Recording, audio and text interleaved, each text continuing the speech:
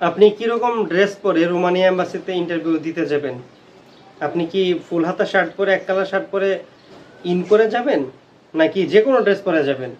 এরকম ব্যাপারটাই একজন জানতে চেয়েছে আমার কাছে, যিনি প্রশ্ন করেছে। ওই ভাই উদ্দেশ্যে জাস্ট এতটুকু বলবো, দেখেন আমরা রোমানিয়া এম্বাসিতে যারা ইন্টারভিউ দিতে যাই, তারা কিন্তু আমরা তো কোনো অফিস আদালতের কোনো ইন্টারভিউ দিতে যাই না। আমরা কি যাই? আমরা যে ওয়ার্ক পারমিট, দ্যাট মিনস হচ্ছে আমরা ওই দেশে গিয়ে কাজ করব, ওয়ার্কার হিসেবে আমরা এখানে ইন্টারভিউ দিতে যাই।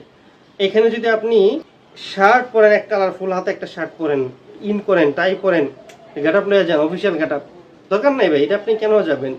আপনি তো কোনো অফিসিয়াল কোনো ইন্টারভিউ দিতে যাচ্ছেন না। কনস্ট্রাকশন সাইডে কাজ করার যে ভিসা থাকে, ওই রকম ভিসা সচরাচর বেশি থাকে। সারা ওয়ার্ল্ডে যারা এরকম সেক্টরে কাজ করে, তাদের ড্রেস থাকে একটু ডিফারেন্ট, শ্রমিক একটা ড্রেস থাকে। কিন্তু এখানে কখনোই তারা ইন করে শার্ট পরে, স্যুট বুট পরে কাজ করে না।